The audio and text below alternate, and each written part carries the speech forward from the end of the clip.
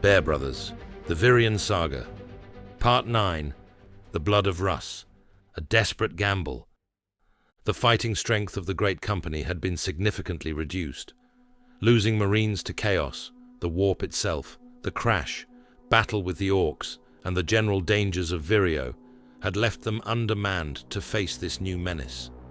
There was no longer a bloodclaw among them, every young warrior having long since been elevated to higher ranks. The surviving wolves of Fenris were now all seasoned veterans who had grown long of tooth. What they didn't lack was war gear, power armor, and gene seed. Having lost so many brothers, and with no way to replace them, the stockpiles had grown large. But they were cut off from Fenris, the only source of space wolf recruits in the galaxy. Nalsroth had held the only prospect of escaping the planet. If one of the cruiser's ruined auxiliary craft could ever have been repaired, someone could at least have left the surface. But such ships were without warp drives and incapable of leaving the system. Even so, the Iron Priests and Thralls had attempted salvage operations decades before without success. Now that Whitey's mob swarmed the valley and held the wreck site, even that small hope was gone. As the Orc threat grew critical and options grew thin, many young Vireons pled to join the ranks of the Astartes. By that point, there was not a fighting age lad on Vireo that had not proved himself in battle many times. After all they had survived, they had demonstrated their worthiness, and were they an ordinary chapter, the Space Wolves would not have hesitated to accept them. They had not forgotten their extraordinary ancestor tribesmen who had remained untouched by chaos during the purging of the Hell Wolves. But they were not Fenrisian. Besides, they had no access to the Cup of Wulfen or the gates of Morkai, back at the Fang. Trials every Vulca Fenrica had had to endure since the heresy. Still, what else could they do? They were trapped on this stormy world. The Wolf Priests were able to identify 5 likely youths that were of pure Fenrisian heritage, 3 of them brothers. But that was not enough. In the Wolf Lord's Council, the Wolf Priests advocated for the recruitment of mixed-birth Vireons, in hopes that their Fenrisian blood would be enough in some cases to survive ingesting the Canis Helix, the blood of Russ. Though the facilities and artifacts at the Fang were lost to them, substitutes could be improvised. With the endorsement of the Rune Master, the Council agreed. Against all odds, most of the young recruits managed to endure the trials and the drinking of the blood of Russ, even those with mostly Vireon heritage.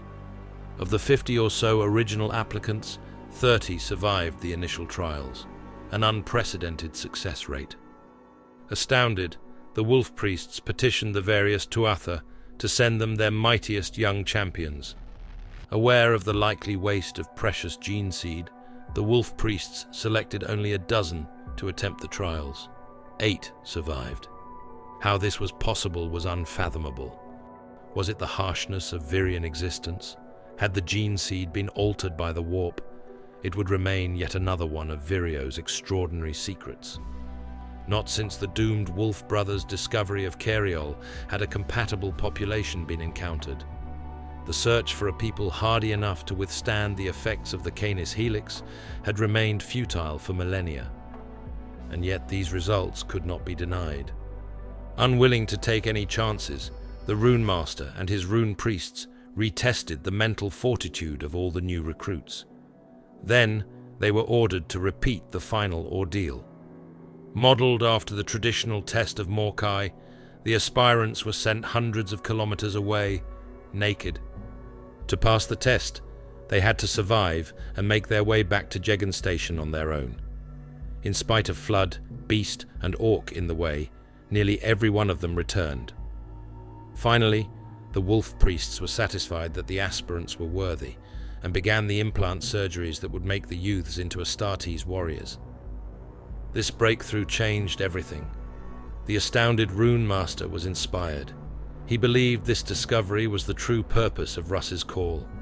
Thus far, the Great Hunt had been an unmitigated catastrophe.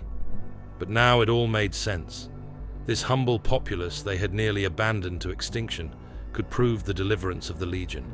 If not for the forces of the Empyrean invading the strike cruiser and turning them around, the whole endeavor would have been a fruitless waste, and this remarkable place would have remained undiscovered.